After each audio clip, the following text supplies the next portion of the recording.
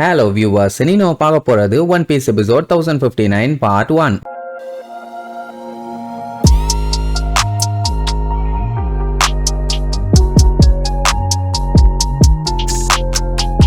Open பண்ணா அந்த காஞ்சிரோ உருவாக்குனானே ஒரு பெரிய சைஸ் மான்ஸ்டர். அது தக தகன்னு எரிஞ்சுக்கிட்டு வழியில வர எல்லாத்தையுமே போட்டு தள்ளிட்டு அது பாட்டுக்கு போய்கிட்டே இருக்குது. அதை யாராலையும் தடுக்கவே முடியல. சுட்டாலும் வேலைக்காகல, கத்திய வச்சு குத்துனாலும் வேலைக்காகல, தொட்டாலே எரிச்சு விட்டுருதுன்னு வைங்க. அண்ட் அது மட்டும் இல்லாம செவுத்துக்குள்ள பூந்து பூந்து வருது. எமட்டோ எல்லாம் பார்த்துட்டு என்னது இது, ஏன் அப்படி வருது, என்ன விஷயம்னு தெரியலன்னு சொல்லிட்டு அடிச்சு புரண்டு ஓடுவா. இதே மாதிரி அந்த ஆயுத கடங்குக்கு இது போய் சேர்ந்துருச்சுன்னு வைங்க, அவ்வளவுதான். அப்புறம் ஒனியேஷிமால இருக்கவங்களை யாரையுமே காப்பாற்ற முடியாது. கைடோவும் பிக்மாமும் தப்பிச்சிருவாங்க. நம்ம ஆளுங்க தான் கொஞ்சம் செதறிடுவாங்க. ஏன்னா அவன் தான் ஸ்கை ஐலாண்ட்ல இருந்தே கீழே விழுந்து சாகாதவனாச்சே. ஒனியேஷிமால இருந்து கீழே விழுந்தா சாக போறான். அண்ட் இந்த மாதிரி ஃப்ளோர் டு ஃப்ளோர் மான்ஸ்டர் ஒன்னு பாஸ் ஆகி போய்கிட்டே இருக்குது. அது இன்னும் கீழே தான் போகுது அப்படின்னு சொன்ன உடனே இங்க எமட்டோக்கு தெரிஞ்சு போச்சு ஆயுத கடங்குக்கு தான் அது போகுதுன்னு. ஐயோ இப்ப என்ன பண்றது, எல்லாத்தையும் வெடிக்க வச்சிரும் போலேன்னு பயந்து போய் அவன் என்ன பண்ணுவா, ஃபூகா கிட்ட ஹெல்ப் கேப்பா. அதுதான் அவளோட ஃப்ரெண்ட் ஆச்சு. ஹெல்ப்னு கேட்டா பண்ணாமையா விடும், இதோ வந்துட்டேன்னு கூடவே போகும். இப்ப அந்த ஃபூகாவோட தலையில தான் இவங்க ரெண்டு பேரும் இருக்காங்க. அது இன்னும் அட்வான்டேஜ். அவங்களும் ஈஸியா தப்பிச்ச மாதிரி ஆயிருச்சு பாத்தீங்களா. ஏன்னா வேற எங்கேயாச்சும் விழுந்திருந்தாங்கன்னா சைபர் போல ஆளுங்க விரட்டி வந்து புடிச்சிருப்பானுங்க. சோ இப்ப இப்படி போயிட்டாங்கன்னா பஞ்சாயத்துலயேன்னு பார்த்தா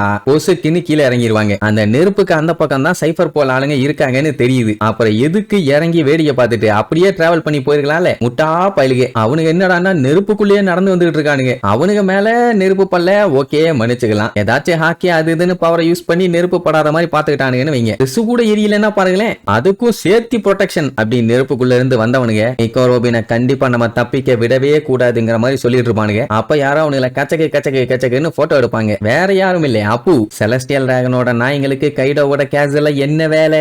இதுதான் ஃபியூச்சர்ல ஒரு பெரிய நியூஸா இருக்க போகுது. இத நான் மார்கன்ட்ட வித்து வேர்ல்டு எக்கனாமிக் ஜேர்னல்ல போட்டு உங்களை கிளின்னு கிளிக்க போறேன்னு வளைச்சு போட்டோ எடுப்பான். தெரியாம போட்டோ எடுத்தாலே தேடி வந்து உதப்பானுங்க. இப்படி தெரியற மாதிரி முன்னாடியே நின்று எடுத்திருக்கானே, என்ன பண்ணுவானுங்க? நீங்க டோஃப்ளமிங்கோக்கு புரோக்கர் தானே, அப்படி இப்படின்னு கொஞ்சம் ஓவராவே வாய் பேசிடுவான். அவனுக்கு ஒரு வார்த்தை கூட பேசல. ஆனா ஒரே ஒரு விரல வச்சு ஒரே ஒரு விஷயம் தான் பண்ணுவானுங்க. ஒண்ணு இல்ல, தொண்டையில இறங்கிட்டானுங்க. தொண்டை வழியா ரத்தம் பீச்சுக்கிட்டு அடிச்சு ஆள் அங்கேயே மட்டை. தேவையில்லாத விஷயத்துக்குள்ள மூக்க விடக்கூடாது மகனே, விட்டா இதான் நிலைமைன்னு வேற சொல்லுவானுங்க. இந்த ட்ரேக்கும் இப்ப அங்கதான் இருக்கான். அவனை பத்தி இவனுக்கு ஆல்ரெடி நல்லாவே தெரியும். இவனும் கவர்மெண்டோட ஆள் தான். அவனுக்கு சந்தோஷம் அப்படின்னா ஏதாச்சும் கதை கட்டி விடுங்கம்பா. இல்ல நீ இருந்தாலும் எங்களுக்கு ஆபத்து தான், உன்னையும் எரேஸ் பண்ணி ஆகணும்னு சொல்லிட்டு மறுபடியும் ஒத்த விரல எடுத்துக்கிட்டு மின்னல் வேகத்துல அட்டாக் பண்ண வருவான். வேற வழி இல்லையே, ட்ரேக்கும் சண்டை போட்டு தான் ஆகணும். சோ பிளாக் பண்ணிட்டு நிப்பான். அப்ப பாத்தீங்கன்னா அப்போ என்ன பண்ணுவான், கொய்யால என் மேல கைய வச்சுட்டு அடுத்த ஆளுக்கே போயிட்டியா இந்தாடான்னு சொல்லிட்டு நெஞ்சில ஒரு தட்டு தட்டுவான். நமக்கு தான் தெரியுமே அவன் தான் தொடவே தேவையில்லையே, வெடிச்சு திருச்சு போய் விழுவான். அதுக்கப்புறம் எந்திரிச்சு பச்சையா திட்டுவான். செலஸ்டியல் டிராகனுக்கு கீழே கேவலமா வேலை பார்த்துட்டு இருக்க டாக்ஸ்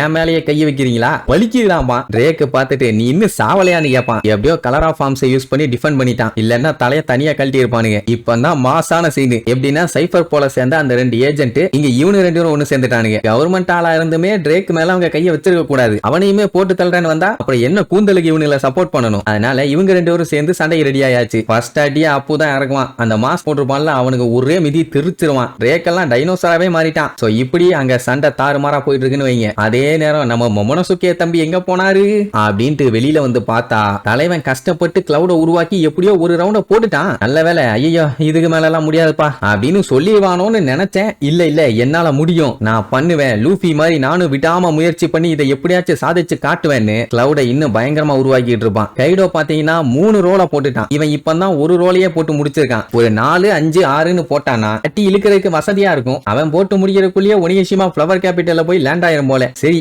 அப்படியே கட் பண்ணி நம்ம ஹியோரியோட கதைக்கு வருவோம். அவ பாத்தீங்கன்னா இசை மலையில் நனைய தயாரா அப்படின்னு வாசின்னு மேல வாசி கீழே வாசி வந்த வாசின்னு வாசிச்சு தள்ளிட்டு இருக்கான். முன்னாடி ஒருத்தன் ஆனந்த கண்ணீரோட மூக்க ஒழுக்க நின்றுட்டு இருக்கான். அவ பாட்டுக்கு வாசிக்கிறா. மாட்டிட்டியாரா பம்பரகட்ட மண்டையான்னு. என்ன இவன் இங்க வாசிக்கும் போது அங்க என்மா ஸ்வாட் வந்து ரியாக்ட் பண்ணுது. அங்க ஜோரோ முடியாம கீழே விழுந்து கிடந்தால இப்ப அது ஆட்டோமேட்டிக்கா ஜோரோ கிட்ட இருக்க பவரை உறிஞ்சி அந்த பவரை வெளியில கொண்டு வருது. அவங்க கடுப்புல கத்திட்டு இருப்பான். ஏ என்மா அறிவு இருக்கா உனக்கு, ஏன் தேவையில்லாம உன் இஷ்டத்துக்கு பவரை வெளியில கொண்டு வர்றேன், நான் பர்மிஷனே குடுக்கலையே உடனே. அதுக்கப்புறம் தான் நார்மல் ஆகும். அப்போ என்னடா அங்க வெட்டி நியாயம், வாடா இன்னைக்கு நீயா நானான்னு பாத்துடலான்னு கிங்கு கூட பயங்கரமான சண்டை. இப்ப என்னன்னா அவன் அட்டாக்க நம்ம ஜோரோ நின்னு தடுக்கிறான். அப்படின்னா இவன் அட்டாக்கே அவன் தடுக்கணும்ல. ஆனா அவன் அதை பண்ண மாட்டான். அந்த அட்டாக்ல இருந்து எஸ்கேப் எஸ்கேப் ஆயிட்டு மறுபடியும் வந்து அட்டாக் பண்ணுவான். ஜோரோ எக்ஸ்பெக்ட் பண்ணவே இல்ல இந்த சைஸ்ல இருந்து இந்த எரும மாட்டு பையன் இவ்வளவு வேகமா இருப்பான்னு. அதுக்கப்புறம் என்ன தெரியுமா பண்ணுவான், கையை நீட்டி நின்னுகிட்டு நான் உனக்கு ஒரு சான்ஸ் தரேன், முடிஞ்சா நீ தோக்கடிச்சுக்க, இல்லன்னா நீ ரொம்ப கஷ்டப்படுவாம அவனே. என்ன ஒண்ணு அது ஜோரோக்கு அசிங்கமா போயிருச்சு. ஏன்டா என்னைய பார்த்தா என்ன டம்மி பீஸ் மாதிரி தெரியுதா, இர்ரா உன் சோழிய முடிச்சிடுறேன்னு நம்மால ஜம்ப போட்டு வயிற்றுலயே கத்திய சரக்குன்னு இறக்குவான். ஆனா வயிற்றுல இறங்காது. வயிற்றுல கத்திய வச்சு குத்துனா என்ன சொல்லுவாங்க, ஐயோ குத்திட்டானேன்னு ரியாக்ஷன் கொடுக்கணும். அதை விட்டுட்டு